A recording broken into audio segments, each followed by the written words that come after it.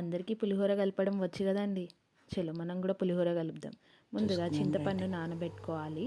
నానబెట్టుకున్న చింతపండుని బాగా పిసికి ఒక గిన్నెలో వడపోసుకొని ఉంచుకోవాలి. బాగా పిసికి వడపోసుకొని ఉంచుకున్నాక ఆ తర్వాత ఒక బాండి పెట్టుకోవాలన్నమాట. ఒక గిన్నె పెట్టుకొని అందులో ఆయిల్ పోసి పచ్చిమిరపకాయలు కరివేపాకు అందులో వేసి అందులో ఇంకా పసుపు వేసేసి ఇప్పుడు ముందుగా నానబెట్టుకుని చింతపండు తీసుకున్నాం కదా, అది ఇప్పుడు అందులో పోసుకోవాలి. ఆ చింతపండు జ్యూసి మొత్తం అందులో చింతపండు మంచిగా పోసుకున్నాక మంచిగా మరిగేదాకా దాన్ని వేయాలి. అంటే లైక్ జామ్ లాగా కావాలండి. జామ్ ఎలా ఉంటుందో అట్లా వేస్తే చాలా బాగుంటుంది. మనకి కలుపుకోనికి కూడా మంచిగా అనిపిస్తుంది, ఈజీగా ఉంటుందండి. ఇప్పుడు కొంచెం ఉప్పు వేసుకోవాలి. ఉప్పు వేసుకున్నాక తర్వాత ఇది బాగా మరగాలన్నమాట.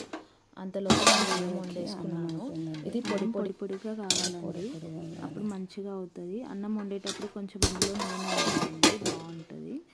ఇప్పుడు అన్నం చల్లార్చుకోవాలి. మనము చింతపండు పులిహోర పులుసు రెడీ అయిపోయిందండి. ఆల్మోస్ట్ అయిందండి, ఇంకొద్దిసేపు అయిపోతుంది. అంతలోపు మనం చింతపండు కలుపుకోవడమే.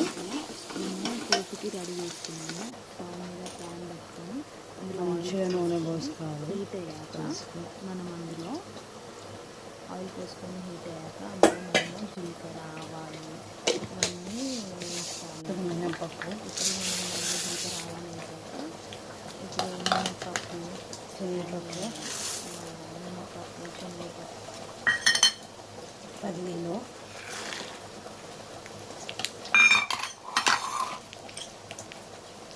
కరివేపాకు,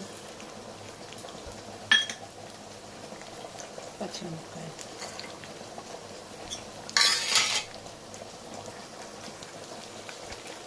ఎండుమిర్చి,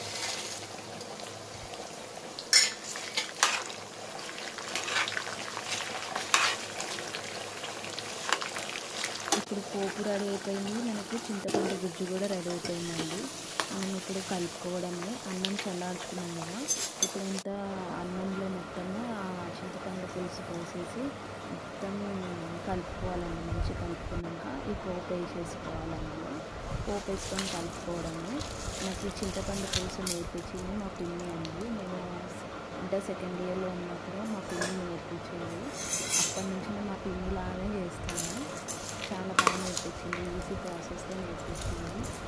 థ్యాంక్ యూ పిన్ని, పులిహోర నేర్పించినందుకు. మీకు కూడా ఇది నచ్చినట్లయితే షేర్ చేయండి, లైక్ చేయండి, సబ్స్క్రైబ్ చేసుకోండి. నెక్స్ట్ వీడియో ఏంటిదో మీకు షార్ట్లో కూడా చెప్తాను. ఫస్ట్ షార్ట్ అప్లోడ్ చేస్తాను, సో చూస్తుండండి.